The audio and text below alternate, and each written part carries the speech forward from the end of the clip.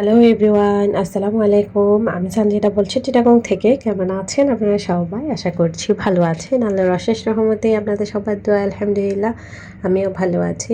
চলে আসলাম আপনাদের জন্য নতুন আরেকটা ব্লগ ভিডিও নিয়ে। আশা করি আপনাদের ভালো লাগবে।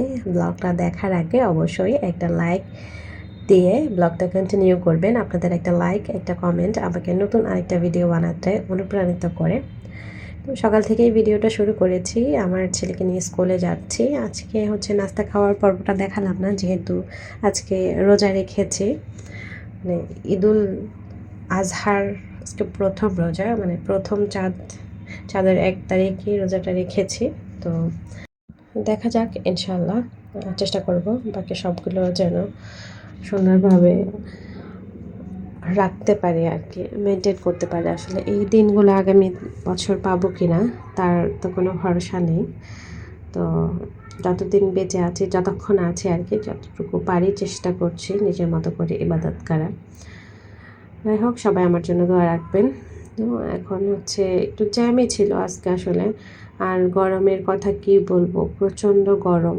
একেতে রোজা রেখেছি, তার মধ্যে হচ্ছে এই গরমের মধ্যে জ্যামে পড়ে থাকার অবস্থা। আসলে যারা রাখেন রোজা তারাই বুঝতে পারেন। আর আমি আসলে মানে হয় না যে কখনো রোজা রেখে আমি মানে হয় না যে বের হতে পারি না আর কি, মানে বের হই না কখনো। রোজা রেখে আসলে কখনো বের হওয়ার প্রয়োজন পড়ে না, বাট আজকে যখন বের হলাম বুঝতে যে কতটা কষ্টের। আমার হাজব্যান্ডরা রোজা রেখে মাসকে মাস প্রত্যেকটা বছর মানে পুরো একটা মাস ওরা রোজা রাখেন। অনেক কষ্ট হয় ওদের আসলে। তো সেটা আজকে আমি হাড়ে হাড়ে টের পাচ্ছি। যাই হোক, ওই যে আপনাদেরকে গত ব্লগে দেখিয়েছিলাম আমরা বসে থাকি আর আমাদের মাথার উপর আম পড়ে। তো এই আমটা খাওয়ার জন্য আসলে সবাই অনেক বেশি এক্সাইটেড হয়ে থাকে। আসলে কুড়িয়ে পাওয়া আমের আসলে স্বাদ অনেক বেশি হয় নাকি, তো সেই জন্যে। যাই হোক, এদিকে হচ্ছে বাচ্চাদের ছুটি হয়ে গেছে আর আমার এত ক্লান্ত লাগছে, মানে এত খারাপ লাগছে, আমি বাচ্চাকে আনতে পর্যন্ত যাইনি। এই তো এতক্ষণ তো একদমই বসেছিলাম, তো দেখলাম যে ওনারা আসতে একটু দেরি করছেন, তো ভাবলাম যে আস্তে আস্তে করে যতটুকু যাওয়া যায় যাই। তো দেখলাম যে আমি উঠতে উঠতেই ওরা আসলে নামছে। নিজে থেকে আসলে গিয়ে না আনতে পারলে কেমন জানি লাগে। যাই হোক, হ্যাঁ, আপু অনেক হেল্পফুল, সবসময়ই সাহায্য করেন। আজকেও তার ব্যতিক্রম না। আমার বাচ্চাকে উনি নিয়ে এসেছেন। আর এদিকে হচ্ছে আমার সাহেবজাদাকে আইসক্রিম কিনে দিয়েছি, কিন্তু সে খাচ্ছে জুস হিসেবে। হয় না যে আমি বলেছিলাম কিন্তু যে তুমি একটা জুস নাও, আইসক্রিম নিও না, যেহেতু এখন গরম ঠান্ডা একটু বেশিই পড়ছে, মানে হয় না যে বৃষ্টি পড়লে তো মোটামুটি একটু ঠান্ডা লাগেই। কিন্তু সে তো আমার কথা শুনবে না।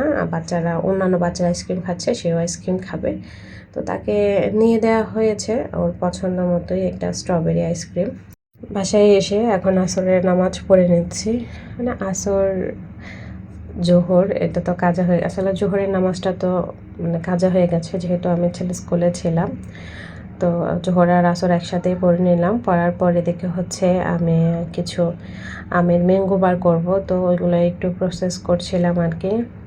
ইনশাআল্লাহ যদি শরীর সুস্থ থাকে তাহলে অবশ্যই আপনাদের সাথে সেই ব্লগটাও শেয়ার করব যে আমি কীভাবে ম্যাঙ্গো বার তৈরি করেছি। আর এই তো ইফতারের সময় হয়ে গিয়েছে, আমি ইফতার করার জন্য বসেছি। আমাদের বাসায় অবশ্য মেহমান এসেছে, যার কারণে হচ্ছে আপনারা আমার আজকে ইফতারে নুডলস দেখতে পাচ্ছেন। নর্মালি কিন্তু আমি ইফতারে নুডলস তেমন একটা খাই না, মানে হয় না যে সারাদিন রোজা রাখার পর আমি চেষ্টা করি যে কিছু ফ্রুটস নিজের ইয়েতে রাখার। আর এটা হচ্ছে ডিম চপ, আম্মু বানিয়েছে। সব কিছুই আসলে আম্মু তৈরি করেছে, আমি জাস্ট শরবতটা তৈরি করেছি আর নিজের জন্য একটা প্লেট সাজিয়ে নিয়েছি। আমি যেহেতু অনেক দূর থেকে এসেছি ক্লান্ত, আমি আর আসলে নিজে যে কিছু করে খাবো ওই ইয়ে নেই। আর আমি ভেবেছিলাম যে আমি কোনো কিছুই করবো না, নর্মালি আমি কিছু করিও না, নিজের জন্য শুধু কয়েক রকমের ফ্রুট সাজিয়ে নিই এই আর কি। যাই হোক, তো এখন ইফতার খেলাম। আসলে পুরোপুরি ইফতারটা শেষও করতে পারিনি, নুডলসও অনেকখানি রয়ে গেছে। খেজুরে একটা খেতে পেরেছি, খেজুরগুলো অনেক বড় বড় মাসাল্লাহ। আর প্রথমে যেহেতু খেজুর দিয়েই সবটা মানে করেছি আর কি, যার কারণে আর মানে খেজুরটা খেয়ে কলাটা খেয়ে আমার আর তেমন কিছু খেতে ইচ্ছে করেনি। যাই হোক, খাওয়া দাওয়ার পর্ব শেষ করে আমি নামাজ পড়ে নিয়েছি। আর এদিকে হচ্ছে ম্যাঙ্গো বাটার তৈরি করছি।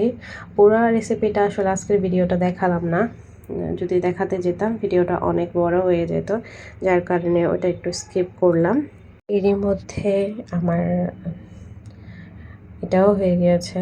তো এটা আমি আর মানে বেশি কিছু করবো না আর কি, এতটুকুতেই হচ্ছে একটা থালাতে ছড়িয়ে দেব।